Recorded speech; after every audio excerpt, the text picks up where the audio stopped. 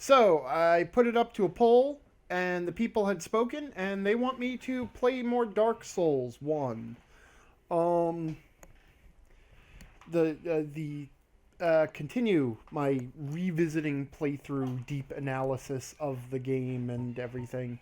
So we're gonna do that. We're gonna pick up where I left off last time. Holy crap, that's loud now.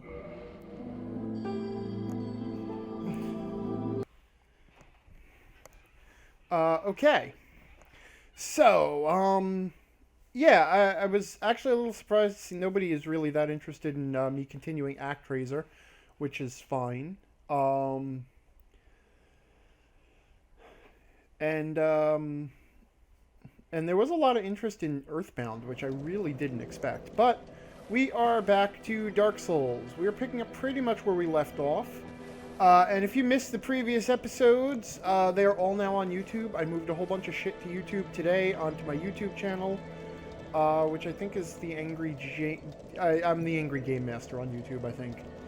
Anywho, so here we are, and we had just sort of deviated from the critical path of the game, and gone back.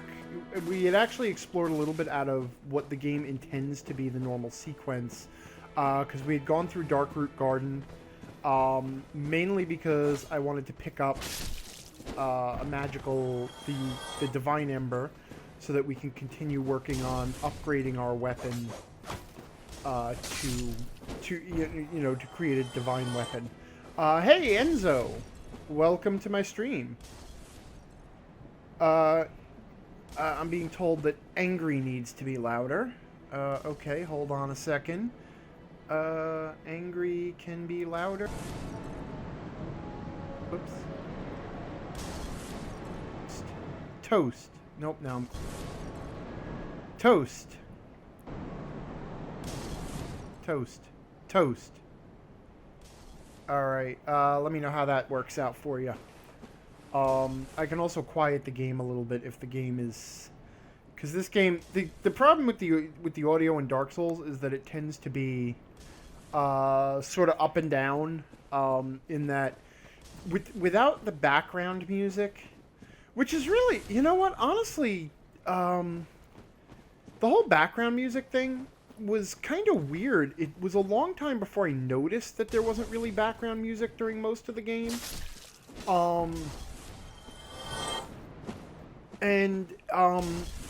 Then after that, it took me a while to notice that there was music in the boss fights. And it was sort of an interesting choice because so many... Honestly, I've never really been too cognizant of the music in video games other than recognizing soundtracks that I really like. So I don't know, like... Now that I come to think about it, is background music still a thing in video games? But anywho, okay, so we had sort of deviated from the game's critical path, which is, the intended sequence of play. To go explore Darkroot Garden to get an upgrade for our weapon, or to get a potential upgrade for our weapon. And we talked to death about how the upgrade system works in this game. We don't really need to go any further with it at this point. And then we return to the Undead Asylum using a secret path that you really had to be very thorough in exploring to find on your own.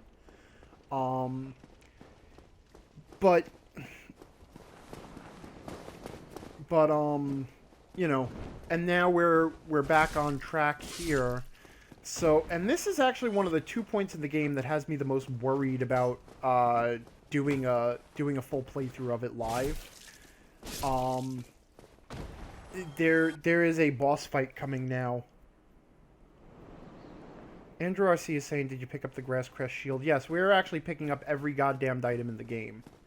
Will I use it? Nope, don't care for the Grass Crest Shield. I like my nice light wooden shield, even though it doesn't have too much stability. Because, for me, it's all about staying mobile. Yeah, so this is one of the 2 points that I'm actually a little bit worried about. Because this boss that we're about to fight here, and oh, we can read a message. Praise the sun. Yeah, okay. Praise the sun. We'll rate that up. Why can't I? Where's my gesture menu? Praise the sun. Woohoo! Okay. So, watch carefully, because there's a chance that what happens here... In fact, you know what? I'm not sitting on anything anyway. So we're going to go through... We're going to walk into this like it was our first time playing. So here we go. We walk into the room. There is immediately a boss charging at us. We raise our shield. He pounds us. And actually... Oh, and now we're pinned down by a pair of dogs. And actually, this kind of went better than I expected it to. I was sort of expecting... Because the first time you walk into this room, you sort of get slaughtered. Like, immediately. It's almost a what happened situation. Whoop. Alright, so we can take a breather up here and look at what's really going on. Alright. First of all, I'm going to quickly kill off these 2 dogs. And now, the boss can't really reach us too well up here, so we can kind of see what's actually going on in this room. First things first... Oh, you can't walk back in that direction. We have a very narrow arena with a boss fight that has with a boss that has a very wide swing, very wide, very powerful swing. And in addition, to even get around him, you kind of get pinned down by the dogs. Okay, those 2 dogs, they tend to get you cornered. Ooh. And he did reach me. Good on you. Good on you, Capra Demon. Alright. Let's...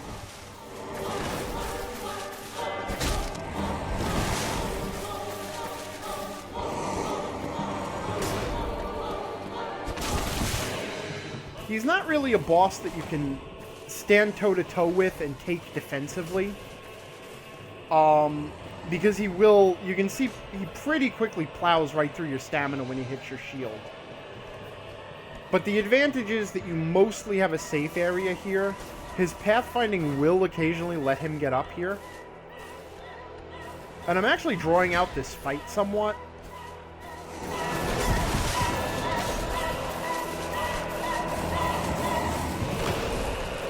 See, there he has that very wide swing where you really can't get around him very easily.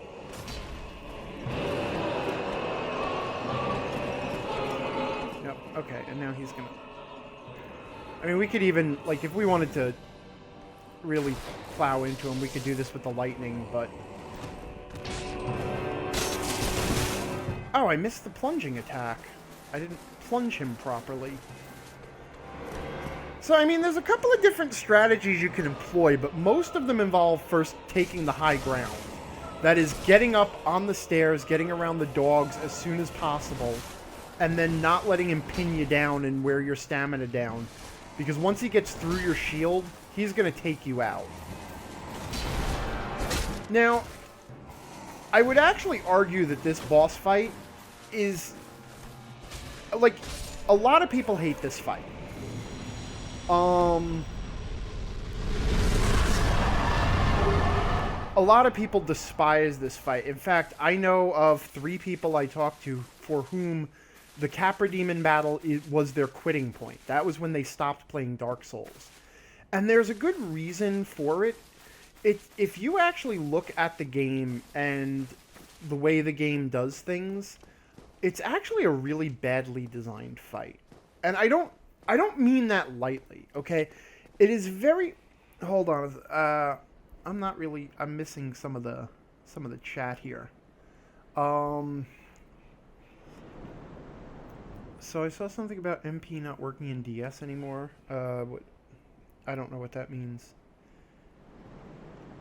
Oh, Dark Souls with a cleric. Yeah, O-Dog is asking. Yes, the first playthrough I did of Dark Souls, when I beat the game, I was done with the cleric. Alright, and now I'm just going to run back up to the shop because I sort of know what's coming. Whoop. Alright, I missed my floor there. And then we're going to talk about bad design. Oh, there you are. Okay, we're going to buy... Yep, we're going to purchase some purple moss, and we're going to purchase some blooming purple moss. And that's pretty much all I really need. I guess we'll purchase some prism stones now, because they're actually kind of cool later on. So, and I do really want to show off a lot of the different aspects of this game. So let's talk about the whole concept of bad design, because a lot of people throw out the word bad design or broken for something that they don't like. Okay? Like, for example, you know, you might get really frustrated on that first battle against the Taurus Demon. By the way, the Capra Demon dropped the key that lets us get into the depths. So a lot of people throw out that, oh my god, it's broken, oh my god, it's bad design. And we hear that a lot in the RPG space, too. This is broken, this is bad design. And the thing is, if you're going to say you don't like something, that's absolutely fine. You can not like something to your heart's content. But the minute you try to claim that it's broken or bad design, there is a lot more evidence that you have to offer. Okay? Because there's two different things. Something not being personally enjoyable to you is not necessarily bad design. If it's not enjoyable to a lot of people, though, then there's a sign that something has gone wrong. Especially if it's like an outlier in a game. Like, even the people who really enjoyed the Dark Souls experience, which is not for everyone, go back to the Capra Demon and say, man, fuck that Capra Demon, that's a horrible fight. And yeah, totally agreed. So in that instance, when you have a situation where something is really screwing with everybody's impressions, you sort of start to look at what actually is going on there. And if you look at the main way that Dark Souls plays, from the very beginning, and I talked about this in the first couple episodes, it encourages this extremely tactical, cautious gameplay. Okay? It's about picking your battles, it's about understanding the terrain, it's about getting a sense of the enemy movements, it's about reading the enemy's animations, all of which are very good. I mean, the enemy animations in this game are fantastic, and that's really important for the game to work the way it does. Okay? So the game encourages this sort of cautious approach. Hang back, watch what's going on, pull an enemy back, think about it, and work through it. So then you have the Capra Demon, where you walk into that door and immediately the Capra Demon is charging you down, and you have to make a choice. What do I do here? You don't have time to read the terrain. You generally don't even notice the stairs to its left until your third or fourth encounter with it. The dogs catch you by surprise. It completely goes against the lessons in that first encounter that we talked about, you know what, I'm going to put this discussion on hold here. Because we do have a new enemy type over there. This is actually a very interesting enemy. This is one of the first butchers. And the butcher will just kind of keep staying there and chopping the meat until you get really close. And then he starts to wonder what the hell is going on, and so we're gonna, whoa, oh shit. I missed the stairs, and now I'm in the water. And this actually would have been a bigger disaster. I'm gonna die here because I missed the stairs. Beat the Capra Demon on the first try, and then I get killed down here? Yeah, okay. Alright, fine. Okay. So, in that case, we can turn around and say that the Capra Demon is badly designed because it goes completely against the engagements that the game has been building up. It comes out of left field, and future boss fights aren't like that at all. Okay, it's it's almost unique in this game in that it pretty much throws itself at you and murders you 2 or 3 times before you know what's going on, before you have time to think it through and formulate a strategy. I'm just equipping some stuff. I'll talk about that later. Okay, and generally speaking, if you're going to talk about the design of something, you really have to be ready to analyze what the game has been doing and why something breaks the experience. Okay, it's not enough just to not like a particular aspect of the game. Some stuff is going to work, some stuff is not. And, you know, there's also degrees of bad design. It's like, oh, does the Capra Demon completely break the game? Yeah, well, you know what? For some people, it actually did. Like I said, there are people who treated the Capra Demon as their rage quit moment. But for others, you know, you plowed through it, and then you moved on, but you never quite forgot that one friggin' boss fight that you hated. Okay, and the Capra Demon is one of the 2 points in the game that I was worried about not being able to pull off on camera without a bunch of attempts. A couple of other questions. Mad Adventure is asking, do the messages... Ah, shit. It is so hard to look down at the chat. Do the messages that players leave behind... Oh, I just equipped. So, Purple Moss cures poison or reduces your poison meter. Like I just did. So...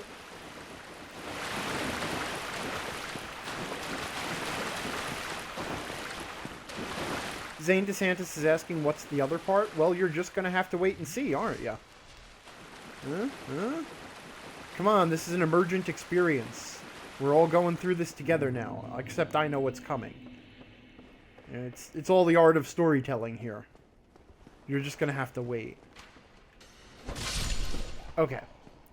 So, anyway, speaking of design, I mean, when you really start looking at how a game is designed, be it a video game or a board game or a role-playing game or whatever, one of the things you want to look at is not, you know, the first place you're going to start with is the feel of the game, okay? Because as a player, that's the first thing you're going to notice. You're going to notice this sort of intangible... How does it feel to play this game? How do I feel while I'm playing this game? You know, and a game like Dark Souls, generally speaking, as you start to learn the game, you become more cautious, you become more nervous. I mean, it's a tense game, but it's a cautious sort of tension. It's not like that action, you know, it's not a twitch tension. It's not like a like a bullet hell shooter. Well, actually, that's a bad example because once you really get into bullet hells, which I have never been into, there's actually more of there's a combination of memorization and sort of a zen state that goes into playing it. But, you know, like, actually Bloodborne is a perfect example because, if nothing else, you guys have seen me stream it a little bit. But... Bloodborne is very much more of an action game. You want to respond with aggression. So you always are ready to throw out your next attack. You're always, you know, you take damage and you have that split second to decide, do I get out of the way? Do I press the attack? What do I do here? Now, where did you come from? Did I leave a guy alive upstairs? That was a mistake. Okay. You know what? Alright. We're gonna kite here. Which, by the way, is actually, in the engagement of this game, a very legitimate tactic. Pulling one opponent and taking it to a battlefield of your choosing is actually a perfect expression of how you should be playing Dark Souls. Also choosing which target to eliminate. See, the Butcher, and you sort of have to make these decisions pretty quick. The Butcher is a slow-moving opponent. He hits hard, But he's not going to run circles around you unless you get caught up on a picnic table.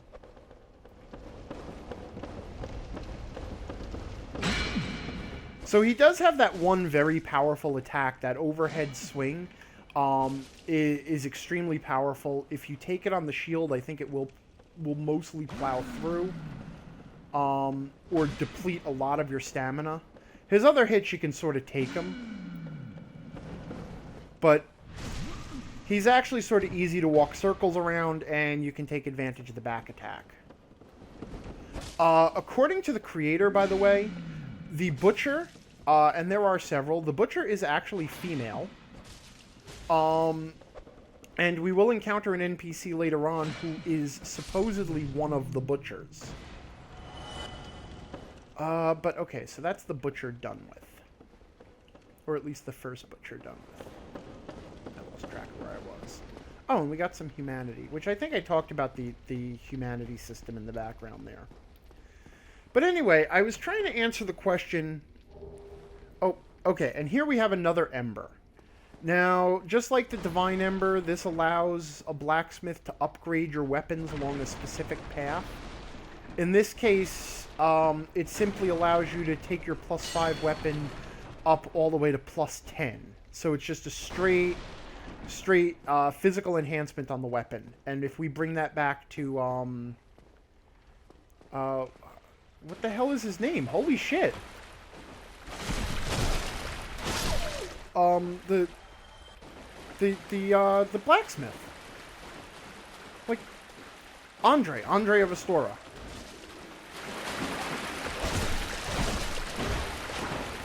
The other thing that I haven't talked about yet, man, this game comes in fits and starts. Like, you have nothing to talk about, and then all of a sudden you have everything to talk about. Alright, so, first thing I should note is the reason that we went back to, Undead Asylum is to pick up the Rusted Iron Ring, which increases your movement rate. Notice how much more slowly I move in the water without it. And this area has a lot of knee-deep water. Without it, you're kind of slowed down. You. Yeah, yes, you. Here, over here. Please, you must help me. Okay, now, this is also a really interesting thing. If you slash the barrels to break them, you will trigger your aggro with this guy. Being eaten alive. I shudder to think. Thank you. Thank you dearly. I am Laurentius, of the Great Swamp. I will not forget my debt to you. Laurentius is one of the nicest NPCs in this game, short of Andre. Fine, thanks to you. Hello there. And now that we've finished, now that we got his one line, he's gonna head back up to Firelink. Now, note up there above me, there is a Butcher waiting up on that little ledge there that you generally don't see until it drops down behind you. And then you hear it. And then it will run up and kill you in the back. Which... that's not the same... I wouldn't class that in the same sort of screw job as the Capra Demon. You know, ambushes in this game are fair play. That much is fine, because even if you took the Butcher's attack, you might survive it, you might not, but after that, you'll sort of... Oh, yeah, see what I mean? That takes out most of your stamina. Alright, come away from the wall so that I can get around you, man. There we go. But one wonders, like, what he was doing up there. Like, how did he get up there? And why was he waiting there? You know, there's no ladder, there's no stairs, there's really no way to get up there. And how long was he up there? The other thing I want to show you, we'll come back to this. But there is a secret path here. You can drop down here. In fact, what the hell? Let's do this. Let's take the secret drop. If you're really explory, you'll drop down into this area of the sewers, which, by the way, these are called the depths, the sewers of Lordran. And you end up on this platform above the giant albino rat, or the giant rat. I didn't mean albino, but it is a giant undead rat. It cannot see you. This is actually a really interesting little tidbit. It can't see you.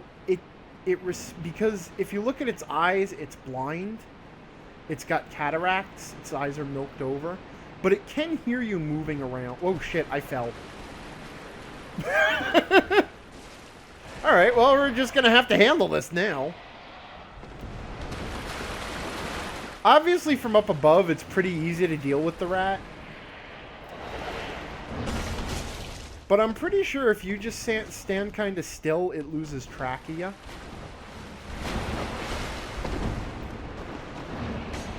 No, maybe not. I might be making that up. If you look really carefully, you'll notice also lodged in its right eye, it does have a battle axe in it. A two-hand... Whoa, okay. Uh-oh.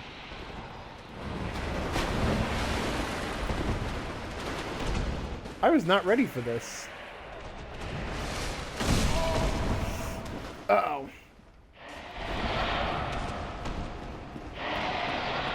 I really wanted to call more attention to the character design, because it is a really cool design. It does have that axe in its head. And it's missing an ear. I mean, it's a horrible looking creature. It really is, but... Alright. Anyway.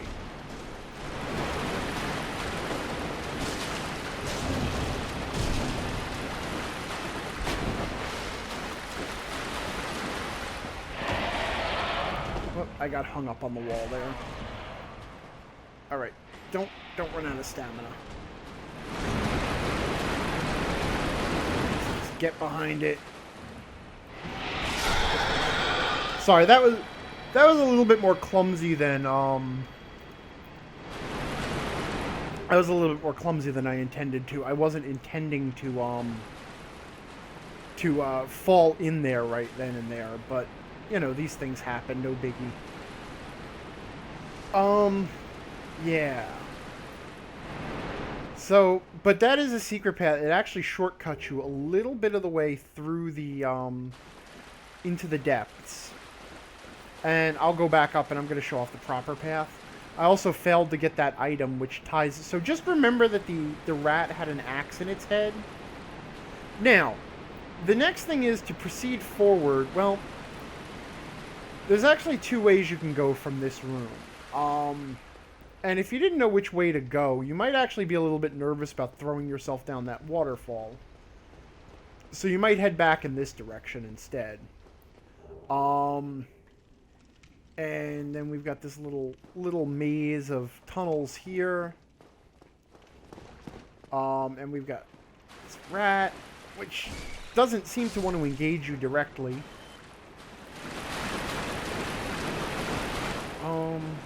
Whoa, and we turn the corner, and there's another rat.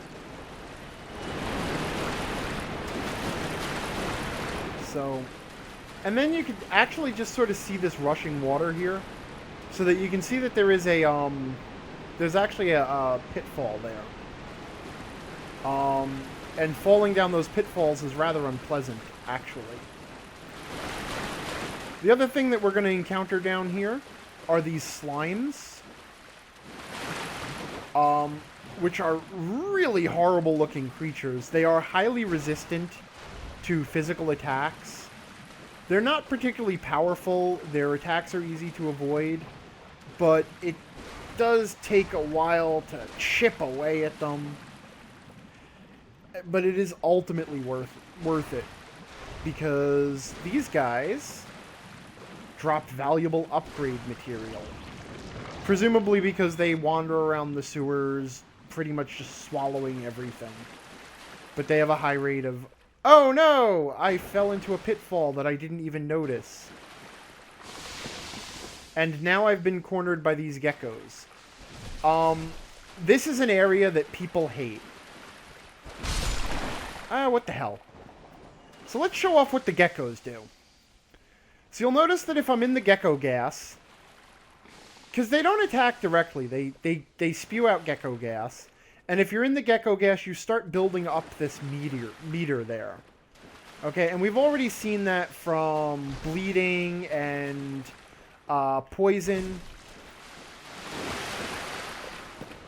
So we know that when that meter fills up, it's going to cause something horrible. And here it has. I did that on purpose, by the way. I don't usually fall prey to the geckos like that, but you have been cursed. Okay? If you fall in the gecko, like, the gecko gas inflicts the curse status, and the curse status has a couple of effects. Number one, if that curse meter fills up, you die. Yeah, Andrew RC is pointing out that they're called basilisk. Yes, they are. But gecko is funnier, and also they look like geckos, so I don't care. Those are geckos to me. Okay, so now while we are cursed, notice that our humanity gauge is completely locked out, and our hit points have now been reduced to half. Which, if you really want to get sort of like, that's actually an effect that was in the original, in Demon Souls, which was the game that sort of preceded this game. Now, one of the interesting things about being cursed, cursed is a really weird status in this game. Like, there's a couple of ways to lift it, and it ties into the lore of the world. So, according to the lore of the world, a curse cannot be removed ever. Okay, once you have a curse, the curse is a permanent part of the world. The only thing that you can do with a curse is transfer it to someone else. Okay? Which will tie into the item lore that cures the curse. But it's this pretty neat idea. And you might wonder why I'm coming back down here. But I want to show you one of the more interesting aspects of being cursed. Okay, because now that we are cursed,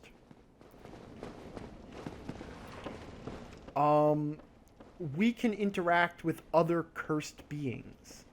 Remember these ghosts down here? I don't know if I showed them off or not.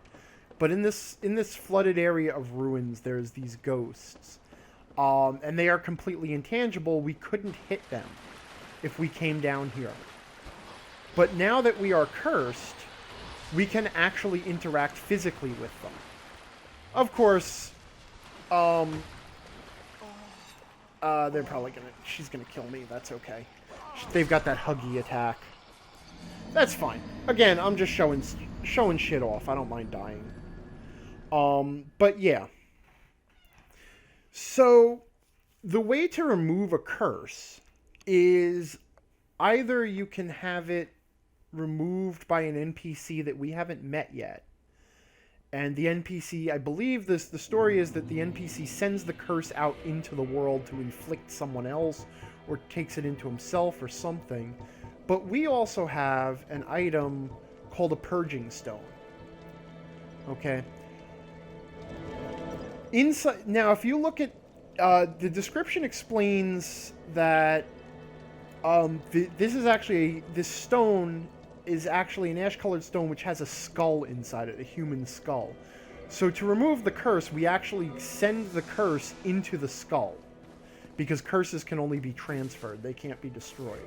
We also have another item called a Transient Curse, which is a temporary curse. And it's the arm of someone who suffered from the curse. And we can take that curse into ourselves temporarily. We can take that curse into ourselves temporarily if we ever have to fight ghosts and we don't want to have half our hit points for it. Which, obviously, we don't. You know, It's not fun to fight ghosts with half your... It's not fun to fight anything with half your hit points. The problem is, at this stage of the game, Curse is very nasty. And Purging Stones are kind of hard to come by. Velka, the... not Velka. Oswald of Kareem, Oswald the Pardoner. Who we met underneath the bell tower. He sells Purging Stones, and I believe the Crazy Moss Lady also sells Purging Stones if you need to get rid of a curse.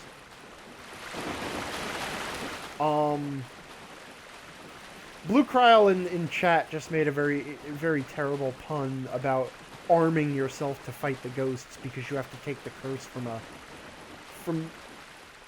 a severed arm. And I will not... I guess you're filling in for Nameless PC since he can't be here tonight to fill our pun quota. Alright. So now let's go and let's get through the sewers for realsies now. Now that I've... Oh, somebody asked me why I'm glowing. And the glowing is because I put on this wolf... Whoops. I put on the wolf ring.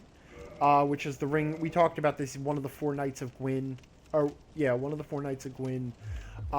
Each one had an animal crest associated with them. The wolf was Arturus.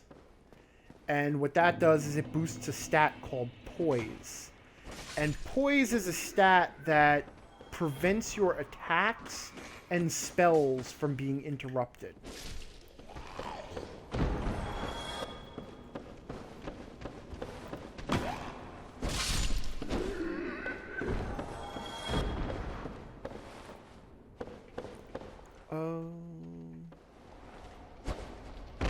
Whoops.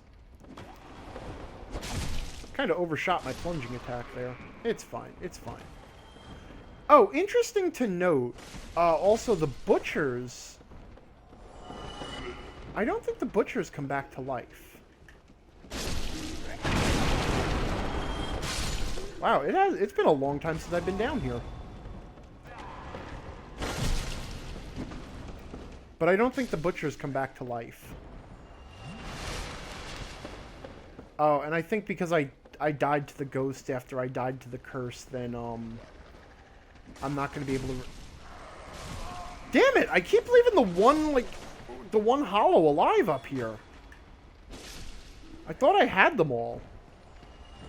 You know, after a while, you sort of get into this state where you've memorized the position of absolutely every enemy in the game, so that you can run through these areas. But...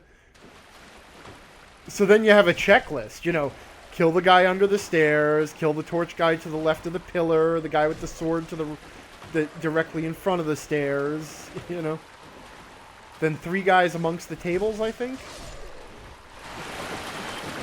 2 dogs here in the water, and then there's a hollow against the far wall. There.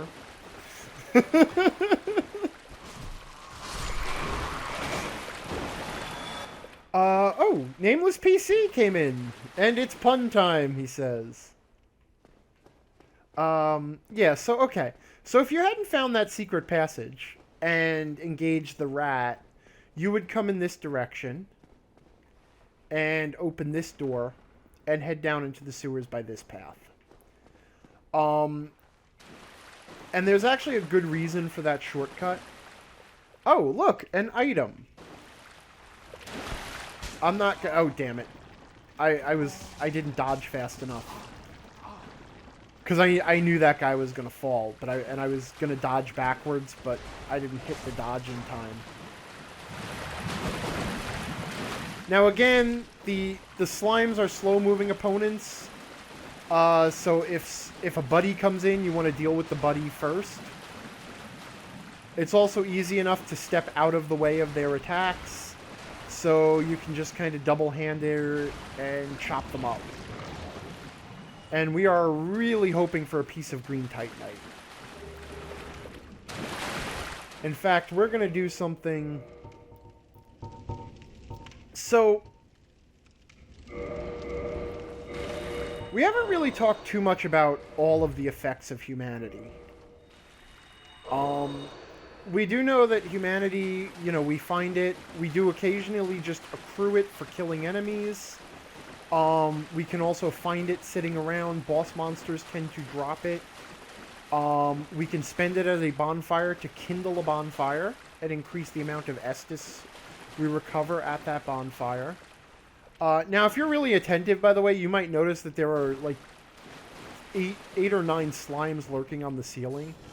And we're just going to make quick, short work of them here. Because they are extremely vulnerable to spells and it's particularly fire and lightning. So we're just going to burn through them.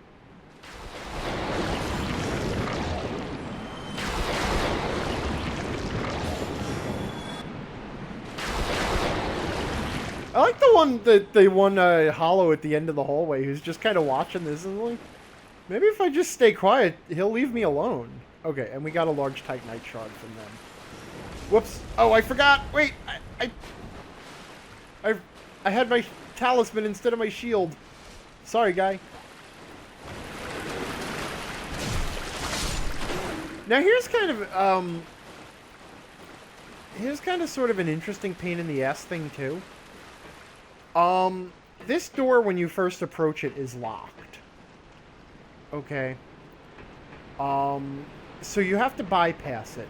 The key that we got from fighting the rat is what opens that door. Okay. And what's behind that door, and I'm going to go ahead and open it anyway, just so that we don't keep, so that we, you know, if I die again, I don't end up going all the way back to the surface. But this is the bonfire for the area.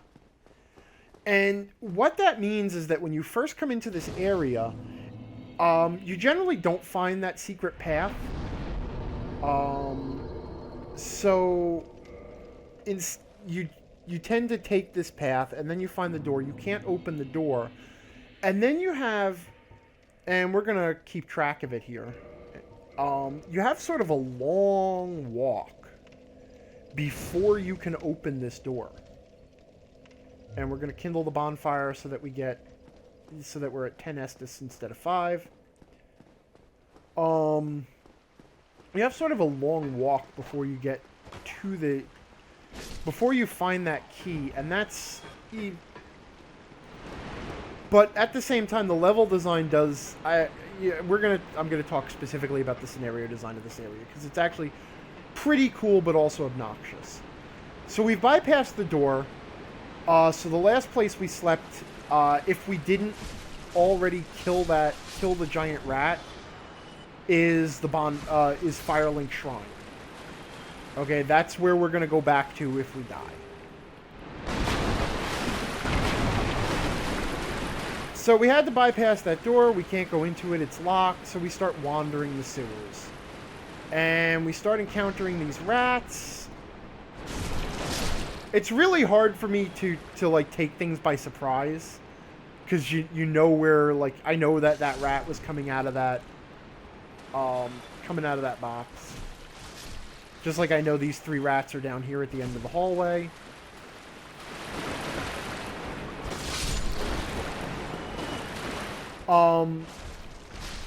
So we cut our way through the rats.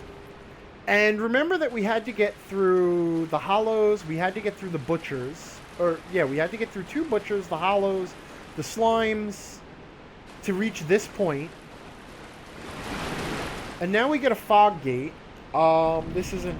I don't think this isn't a boss fog gate, but we get a fog gate here. And now we get this guy. And this guy is a channeler. Now, we've encountered one before. Specifically, we encountered it back in the Undead Parish, where the channeler has 2 tricks. Apart from the trident, they have the magic missile spell that they use as a ranged attack, and they will also buff enemies.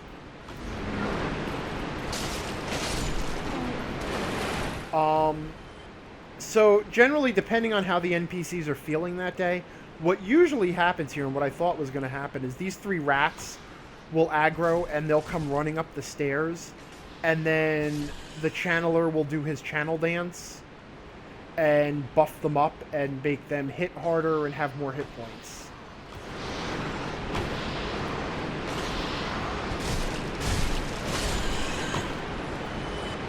But that didn't happen. So now, like I said, we're just keeping track of everything we've done since we had a bonfire. Because now, let's see, all those hollows, the butchers, slimes, some more hollows. Now we had to deal with the channeler and his little rat buddies. I thought there were more rats there, but there weren't. Hidden item in the corner, another large Titanite shard. And notice that the game has started giving us... oh.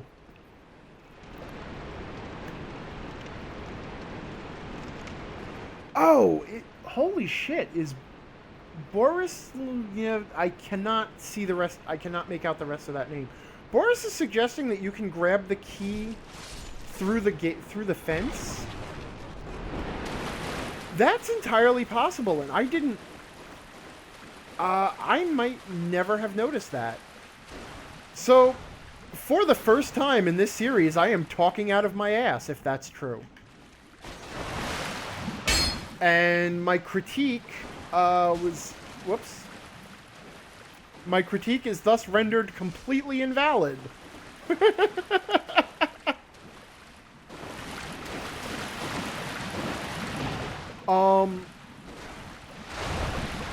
Yeah, okay, so that might be entirely possible, in which case what I was building up toward, which was pointing out the amount of run-up that you had to do was really long in this area, but apparently not. Because ultimately, now you'll notice that we're back in these little narrow tunnels, which is where we came out after we fought the giant rat, which, being a sub-boss, the giant rat does not regenerate after death. Oh, and somebody kindled the bonfire. Oh, I guess there are still people playing this in spite of whatchamacallit, Dark Souls 3 coming out. Nameless PC is saying, I thought that the trident was a candlelight pole thing. What you are thinking of is a mitre, which is a religious staff.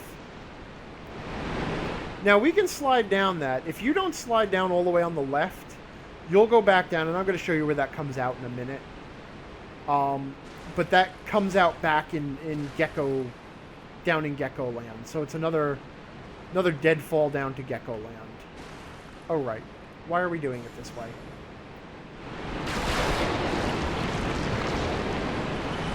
Now, another bit of scenario design that's worth noting is that there have been... okay. I was actually trying to help you there, little Mr. Rat. Another little bit of scenario design to note is that the game has started giving us large Titanite, which is what is used with the large ember to continue to level up your weapons. Now the regular Titanite shards are not nearly as effective, or are not effective. They only get you up to +5. So it gives us the upgrade item, and it also starts to give us the resources to make that upgrade. Now, what I was going to say, if that whole thing with the key wasn't true, is that one of the neat things that does happen is when you get through that whole thing and now have the key, you might have forgotten about that door. But the game gives you a shortcut, because remember the whole shortcutting thing as a prize for an achievement. So if we now come up here, we see that we're back outside the bonfire door. So the game shortcuts us back there now so that we can rest and recover all of the resources. Why won't my bonfire work? Hello? Am I being invaded? Yeah, I'm being invaded. Okay. Somebody's invading me. And I actually don't want to lose my souls here, so I'm going to go ahead and equip a Ring of Sacrifice. I don't want to lose my souls in humanity. I know it's not much, but... So, I don't know if I've been invaded yet. But that means a player from another world is intruding in mine and is coming to kill me for souls in humanity. And there they are. They show up as a red phantom.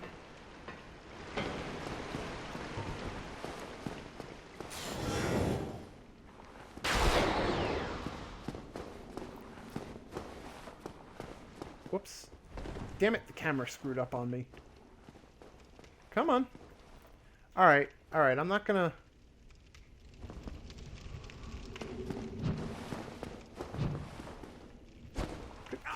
Yeah, okay.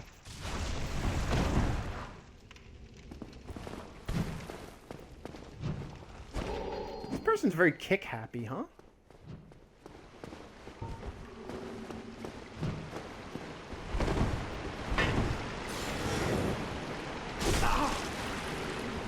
Quite get far enough away, huh?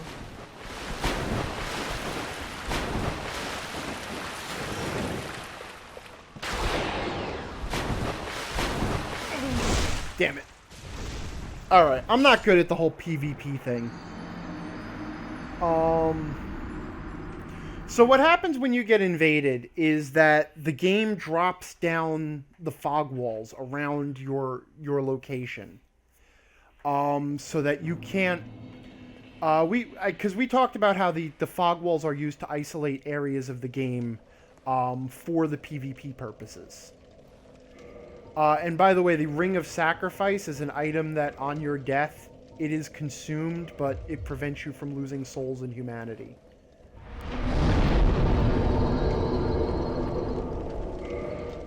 And I'm actually bumping up my attunement here because I did purchase another spell that I kind of wanted to show off a little bit. Another little fun priesty spell called Force. So we're going to show that off at some point. But anyway. Alright, so there was that. That was an invasion. Now, the player matching for invasion is entirely based on character levels. So one of the ways that people can really cheese out the invasion system is by keeping themselves at particular levels depending on the area that they want to do invasions in. So like in this area of the game, most players are between level 20 and level 30. So if you keep yourself at 20 to 30, you can successfully invade players who are still relatively new to the game.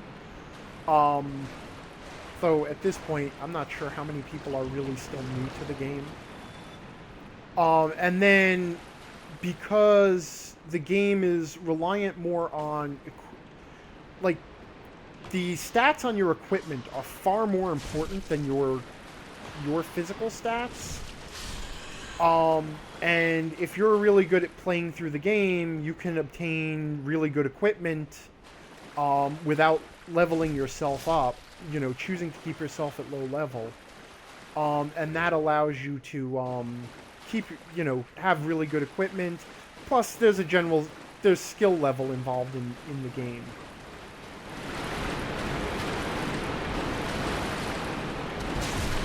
So now we're back in Gecko Central here, and we're actually going to explore Gecko Central. But oh no, we've been invaded again. Now, this invasion, this is not actually another player. This is an NPC.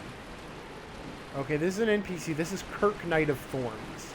And this is the first scripted invasion that the game throws at you.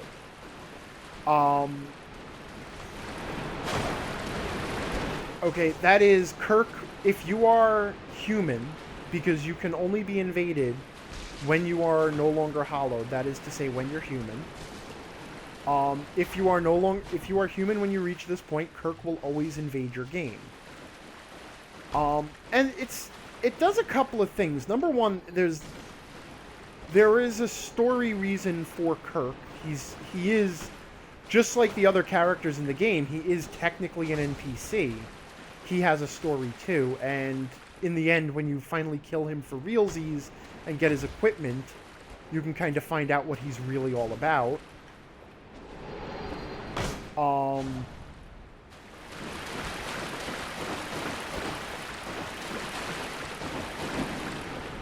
having a little bit of trouble getting behind him here. But one of the reasons that this happens is so that even if you're playing offline, because he will invade even if you don't have an internet connection, because he's not coming from the internet. So even if you're playing in offline mode, you will still be able to get these invasions, these story invasions. Just like when we first encountered at the Bell Gargoyles, we can summon Solaire. Even if we're not playing online, we can summon him as an NPC. Though most of the time, when you do summons, you're summoning other players who have voluntarily allowed themselves to be summoned. Now here we can see a crystallized statue of another hapless victim of the gecko gas.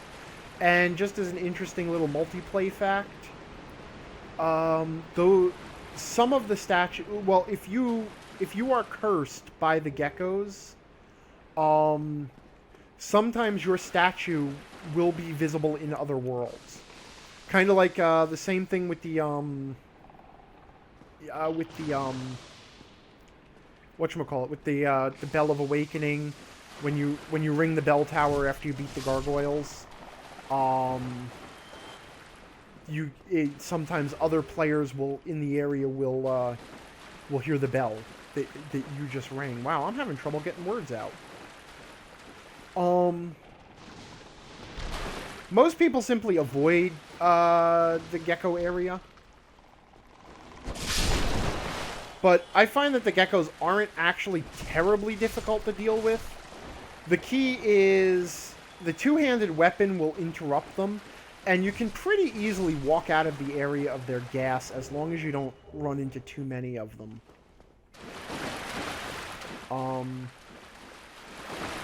And there are some cool items down here. Mainly I'm down here because I'm obsessive compulsive and have to explore absolutely every corner of every game I play.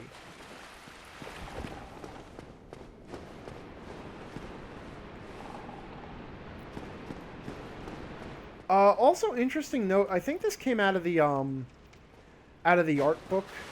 The big eyes that you see on the gecko are not its real eyes, they're false eyes. You know, like how some animals have that defense mechanism where they have the big giant eyes.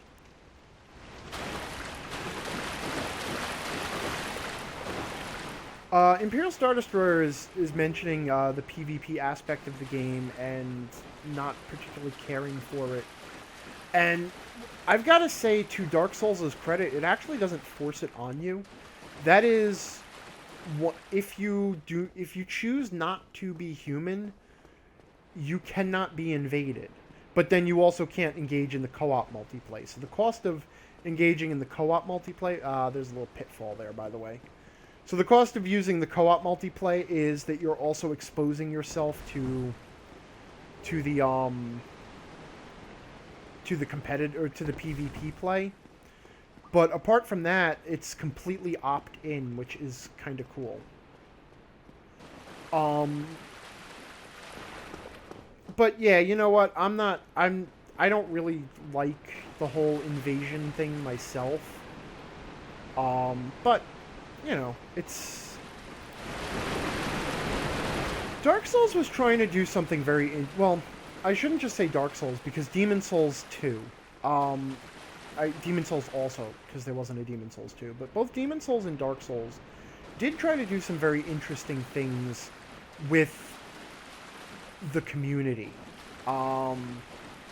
Which is really what this is all about. And that kind of gets back to the question that Mad Adventurer asked about, do you find that the messages that people leave actually do anything for you in the game? And the truth of the matter is, sorta yes, and sort of no. A lot of the messages are completely unnecessary or useless. Some of them are outright trolling. That much is completely obvious, but... Oh. Aye, Shemai. And good day to you. I'm Donald of Xena. I'm just a peddler of sorts. I adore trinkets and oddities, so I trade for them. Dom Hall is actually a really interesting NPC. He's a shopkeeper. I'm afraid I don't see anything here. I never understood that line. He will sell gold pine resin. He is the only source of gold pine resin in the game that isn't placed, and he only has 3 of it. That's what gives the lightning effect to your equipment. And he's also got the Dom Hall armor set by default, which is this stuff. This is the stuff of the Nation of Xena. So you can see each of these things here. He moves up to Firelink Shrine, though he's a little bit hard to find because he's hidden off, and I'll show him off later. But after he moves up to Firelink, he will start selling equipment sets of the enemies that you kill.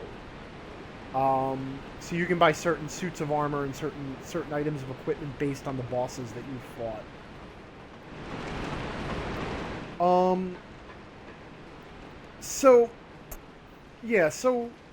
Getting back to the whole community aspect of the game, because they were trying to build this idea of multiplayer without really being multiplayer.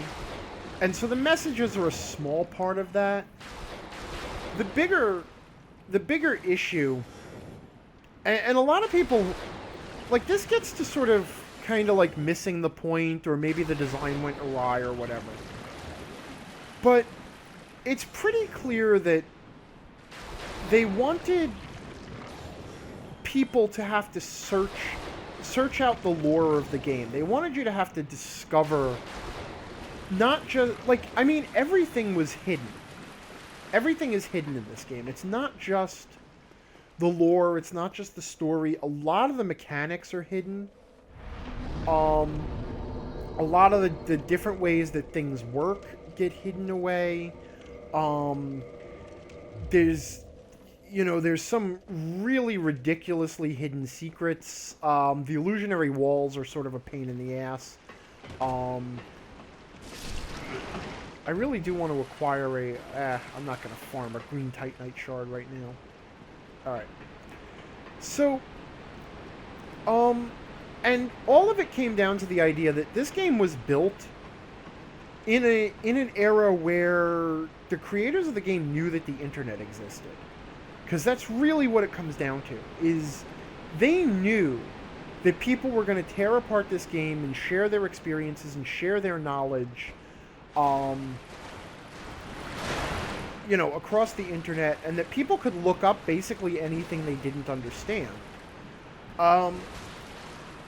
So instead of, either just ignoring that, or worse yet, trying to build ways to stymie that, instead they sort of seem to have embraced that whole aspect of communal gameplay and said, alright, well, you can kind of team up, you can use our little multiplayer systems, you can use our little PvP systems, but what's really the real cool stuff, discovering the world and discovering the mechanics, since we know that everybody's going to be picking this apart and sharing it with each other and searching it out, then we can go ahead and make things more obtuse and make things hidden in really difficult ways and rely on that community aspect where everybody will come together.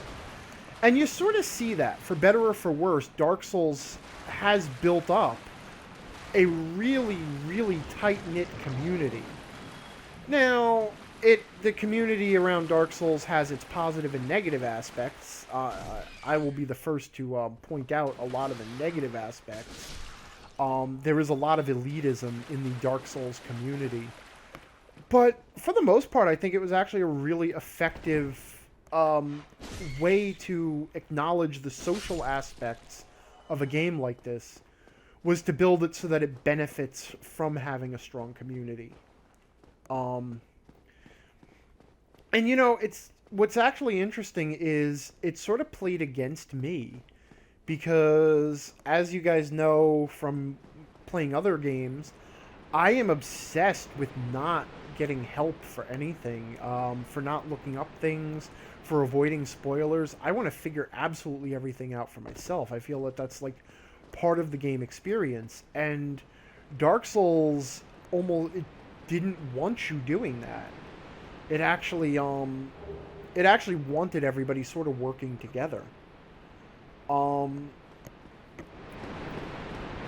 And then the other thing too is, after you build up that community and after you build up this multiplay that isn't multiplay in the social aspect, you know what, we're going to go ahead and bring some buddies in, because I know I can handle the next boss alone, but we'll go ahead and summon these two NPCs. So this is Solaire, our knight friend, the knight of the Knight of the Sun, and we're Sun Bros. And because I rescued Lautrec of Karim, Lautrec of the Knight Lautrec. I can't remember where he's from, but I can also summon him. So when you summon either other players or NPCs, they will join you in a boss fight. Well, they will continue and hang out with you until you beat the boss of the area. And there's a couple of effects. You know, obviously you have partners that will help you out. Oh, I'm gonna shut up for a second. If you haven't seen this intro yet, it's good.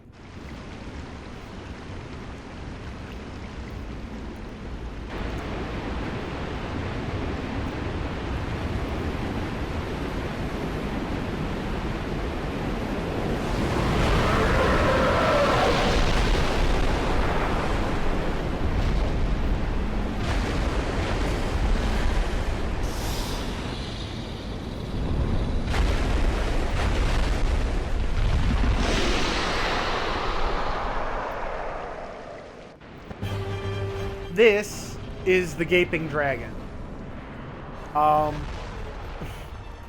Who the first time I fought him, I dubbed him the Vagina Dragon. Because of...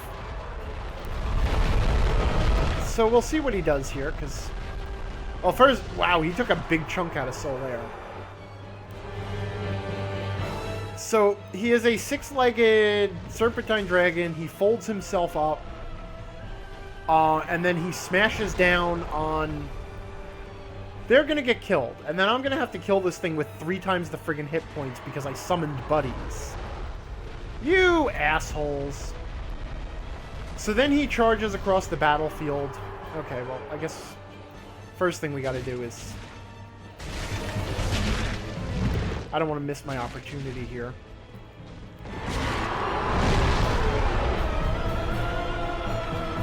Yep, there. Solaire just got killed. Good job, Solaire.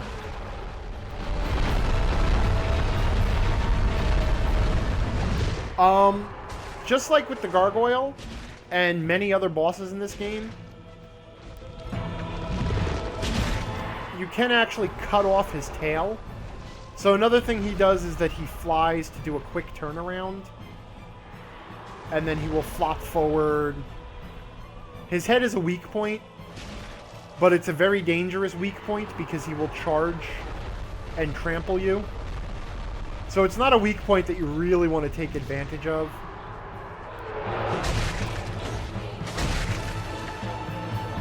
Alright, come on now.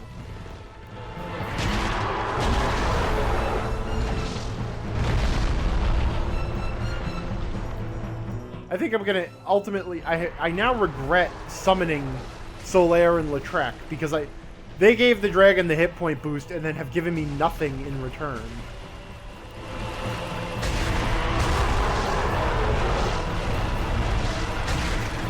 Yeah, great. And you can see there that the dragon also has a sweeping attack that it does with its tail, and now it's me versus dragon. Which is fine. The other thing I should point out is that the other end of the arena is a bottomless pit. If you wander too far in that direction, you die.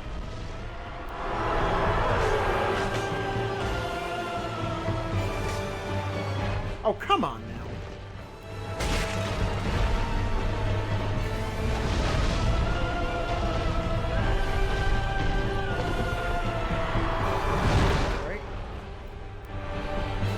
The dragon actually follows a fairly predictable pattern, though. He flops forward, then he'll do his charging run attack, which sort of chases you, but not really. And then he'll hit something. There we go. There we go. Okay. Flop forward.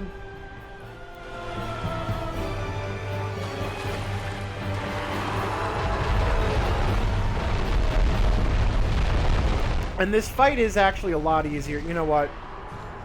I've showed you off enough. We'll just shove some lightning up his butt. Another interesting thing about him. So, and I'm not sure exactly where this came from. It comes from item descriptions or something. Uh-oh. Alright, you're getting a little close there, buddy.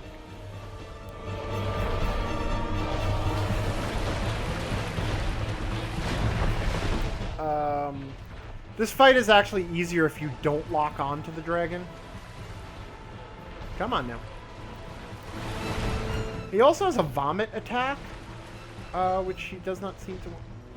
okay, that's a really helpful camera angle. Thanks. Yeah, okay, there's the vomit attack. Which doesn't do any direct damage, but it really damages the hell out of your equipment. Flop over. There we go. Now give me a charge. There we go.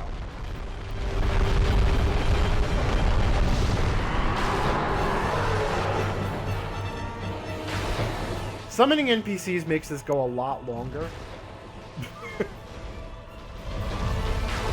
Uh-oh. Okay.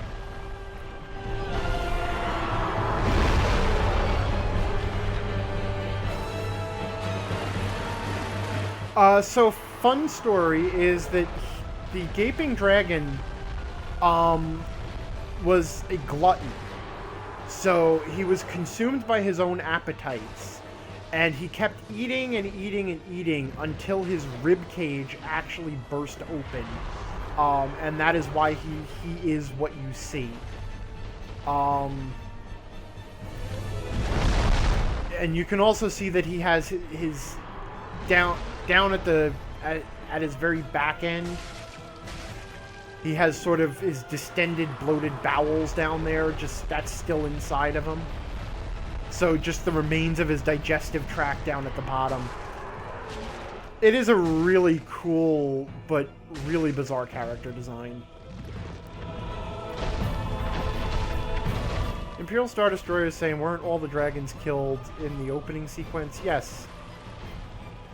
I think he's undead or some shit like that. It's like some sort of curse or undeath or something. Oh.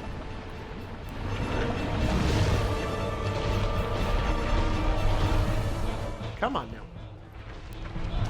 Flop over. Uh-oh, I'm backed up against the wall now. Alright. Let's get some distance. There you go. Give me a flop. There we go.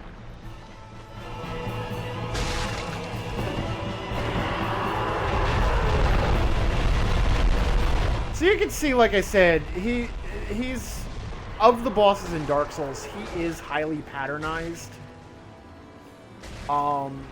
So even with triple the hit points, you can kind of just chip away at him. In fact, if he's a very popular one for co-op fighting. If you want to build up souls and humanity, you can let yourself be summoned into his fight. Because he's so easy to handle. One interesting thing to note, though, and I'll show it after I finish him, because as easy as he is, I don't want to take my attention off of him, because that's just asking for trouble.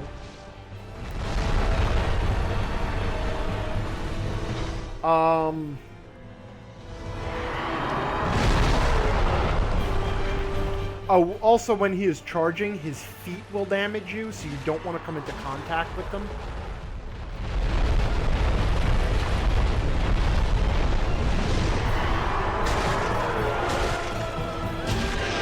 There we go. Praise the sun. Sorry that that went on so long. That was my stupid fault. I shouldn't have summoned allies, but, you know, what are you going to do? So, up there, on that top balcony, that is where the channeler was. And if you don't kill the channeler, he is still up there when you start this battle. And that means that he will do his little channel dance and buff the gaping dragon, which is sort of a nasty surprise. Gaping Dragon is actually one of my favorite boss fights in the game. I always get lost in here.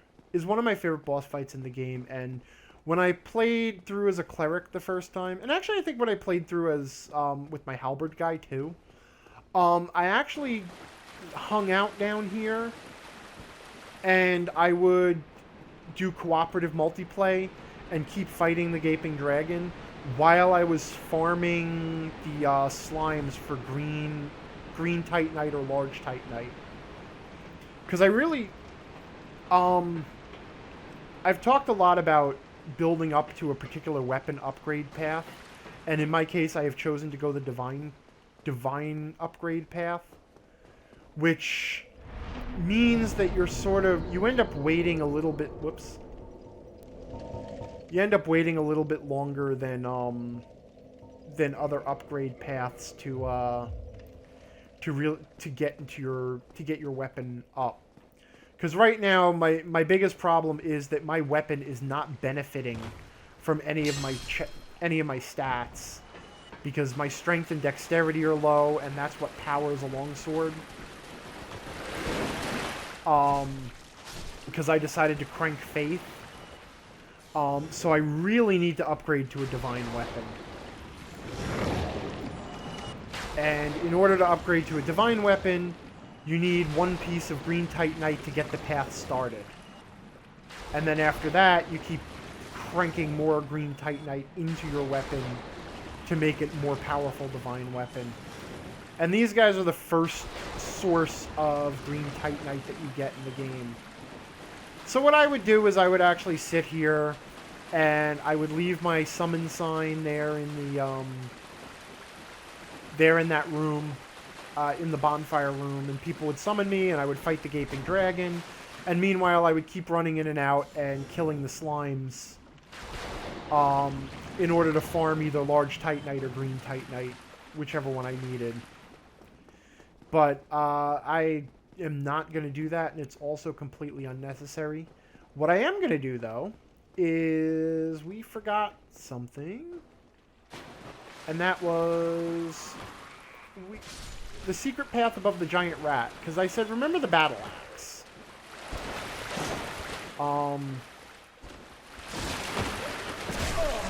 Okay, guys, come on. Remember that the rat had a battle axe lodged in its face. Alright, I let myself get impatient there.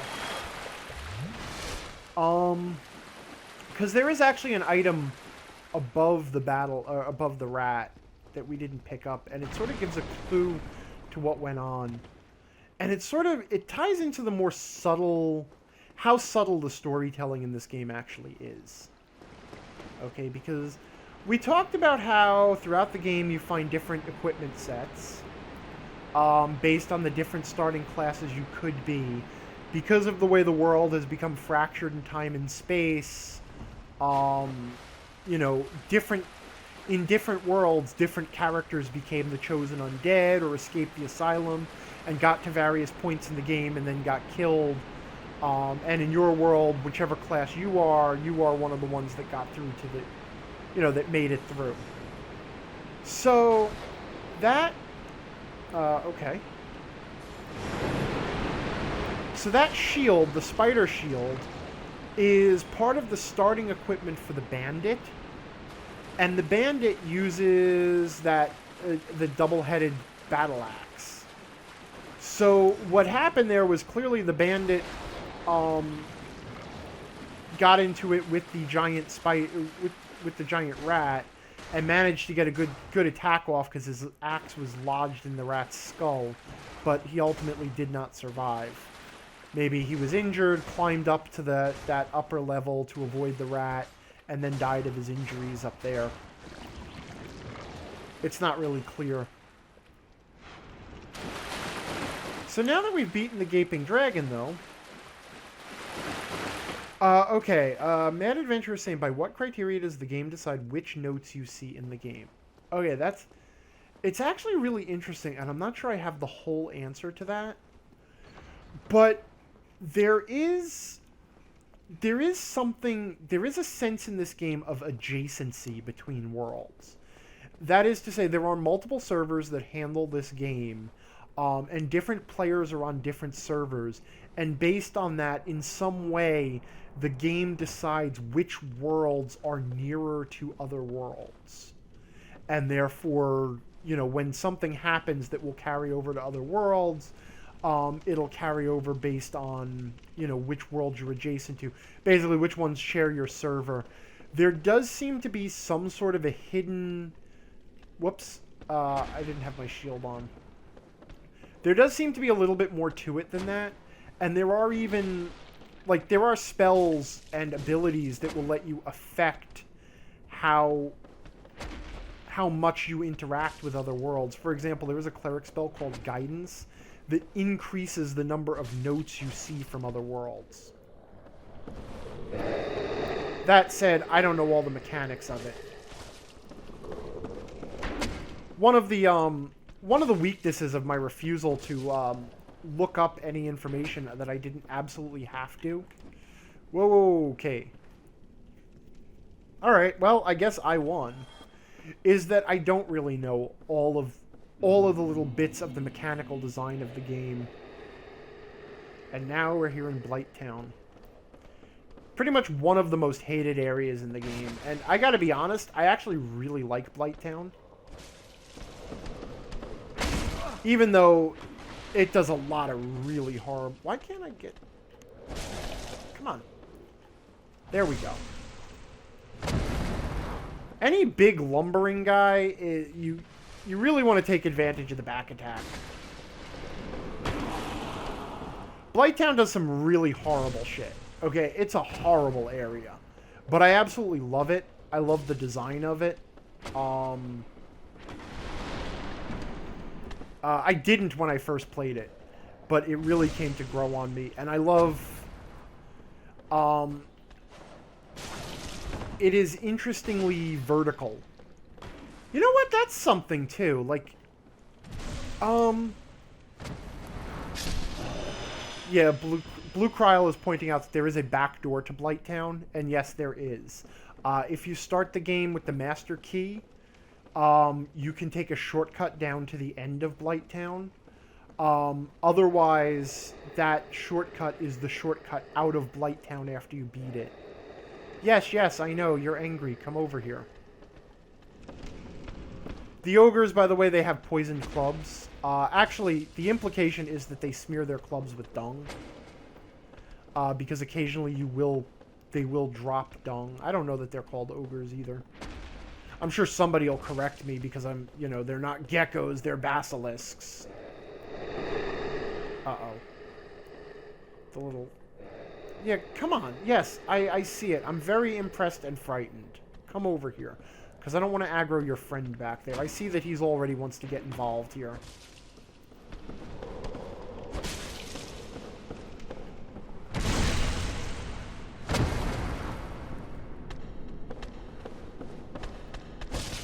Imperial Star Destroyer is saying, how would you do a vertical space like Blighttown in D&D? I really wouldn't. It's... Vertical spaces in a non-3D space, like, okay. in D&D, or any tabletop role-playing game, that relies, like, it comes down to... Oh, okay, that's a really, really complicated shit. Hold on a second, I'm gonna... I have super poison. I'm gonna die here. Yep, okay, I knew I was gonna die. Imperial Star Destroyer, long story short, at least for the moment, I'll come back to this question, but I probably wouldn't try to do a vertical space like this in D&D. It just... There's some things that don't work, really, in D&D, and one of the ideas of vertical space is, you know, for the vertical space to mean anything. Because that's really what it comes down to, is it's not how would you do a vertical space in D&D. It's like, how would the verticality of the space mean something? I mean, a vertical space is a stairwell, or a series of balconies, right? That's a vertical space. And there's nothing particularly difficult about having a stairwell in D&D. The trouble is having an encounter in which that verticality does something interesting or is meaningful. And most of the meaning around vertical spaces in games is the relationship between the areas above and below. That is, you have... Because people tend to think in 2 dimensions, even though we live in a 3-dimensional space, we tend to think of spatial relationships in 2 dimensions because it's easier to picture it in our heads. So we tend to, you know, picture layouts schematically. You know, this is to the left, this is to the right, this is in front of that, whatever. And the challenge of a vertical space is layering those different planes, planar spaces over one another. Oh shit, I fell into my habit of farming the oozes. It really is a strong habit, huh? Alright.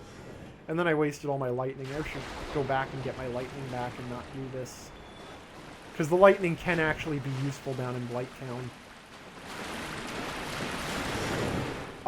Okay, so what makes the vertical space interesting, what gives it its sort of challenge or its puzzle aspects, is requiring you to be able to layer those schematic representations on top of one another in your head, so that I could say, okay, this area is above this area is below that area, what have you. Otherwise, all you really have is an area where if you take the wrong step, you take falling damage, which isn't particularly exciting. And a vertical space in D&D could be interesting. Well, okay. So then you have the problem in D&D of how do you then represent these spaces? Because in D&D, you're representing everything in the game in one of 2 ways. Either you're drawing it on a flat 2-dimensional map, or you're using, and we'll put terrain in there too. Either you're drawing it on a flat 2D map, or you're using terrain that is essentially a flat 2D layout that looks cool because it's got, height to it. But terrain is still essentially, like, you lay out that Dwarven Forge stuff, it's still a 2D space. Occasionally you'll have a balcony or an area that is higher than another area. You'll have high ground. But, yay, I got my green Titanite. And now my impulse would be immediately to run all the way back to Andre of Astora and let him level up my weapon at least once. So that from this point forward, I can enhance it at the, I can enhance it at my will. But so the thing is, like, doing a vertical space. I lost my train of thought there. But uh-oh, shit. Is anybody else getting buffering?